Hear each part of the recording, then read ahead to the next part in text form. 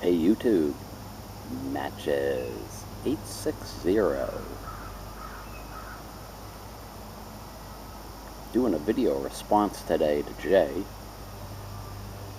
on the greatest gift I ever got. Get the housekeeping out of the way. My Friday Savinelli Bulldog with some haunted bookshop. It's a perfect morning here. So in order to describe my non-material greatest gift, I got to give you some background information.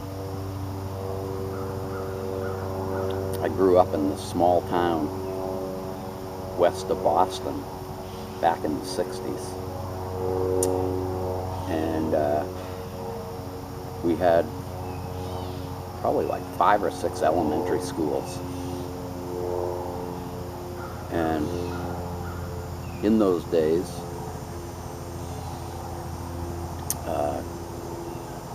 grades 1 through 6 were one building, and when you got done there, you went on to one of 3 junior high schools in town. Spent 3 years there, and then finally you went on to 3 years of high school, one place. So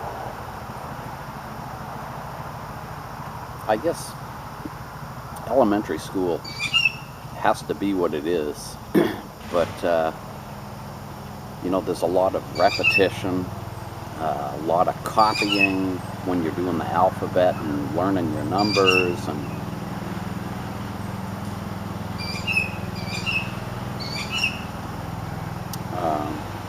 you know, not really much else to stimulate the mind. Although, like every other week, the school would have a musical person come in, and the week that that person didn't come in, there was an art person that came in to teach us the arts, and I use that word very loosely.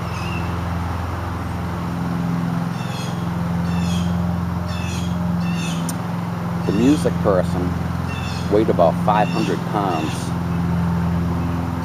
would come into the auditorium where the piano was, sit on a stool that was like, you know, a regular round stool. The stool would disappear, and all you'd see are these 2 huge cheeks hanging off it. She'd play a song and her head would be going back and forth. She had these huge earrings. We'd all sing along. That was our music program. The art lady was about 105 years old, and she smelled like an old mattress. She'd come shuffling into the classroom wearing 2 heavy coats, no matter what time of year it was, and this blue hat that, I don't know if it had birds on it or flowers or whatever. She was carrying a carpet bag. Most hideous looking thing you ever saw in your life. It was the size of a suitcase. I guess she kept all her paints and pencils and crap in it.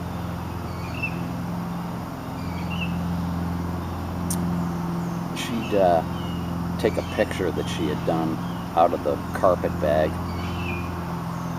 She'd try to thumbtack it up on a board in the classroom. Every time she came in, one of the thumbtacks would pop out and the thing would fold over, and she'd get all frustrated and bend over to pick up the tack on the floor, and she'd pass gas and burp, and just ridiculous. So yeah, we did that. That was our art class for 6 years. Got to junior high school and I had a male art teacher, and the first class he says, "I want everybody to draw a tree."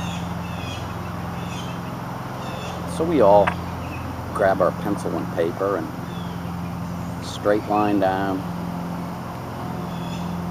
kind of a puffy looking top to it.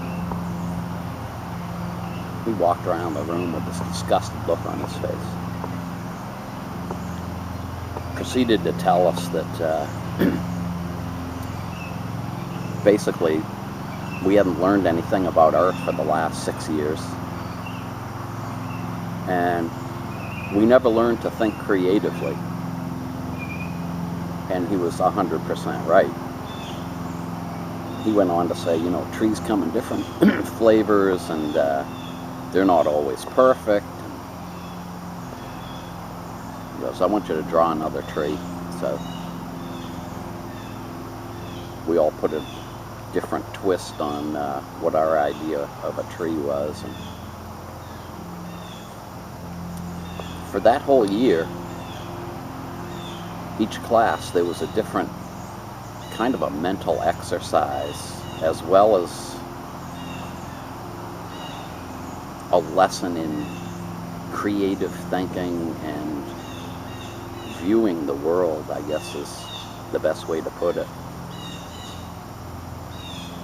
I remember one particular class, he had a glass of water filled to the middle of the glass with a spoon in it, and we had to try and draw that.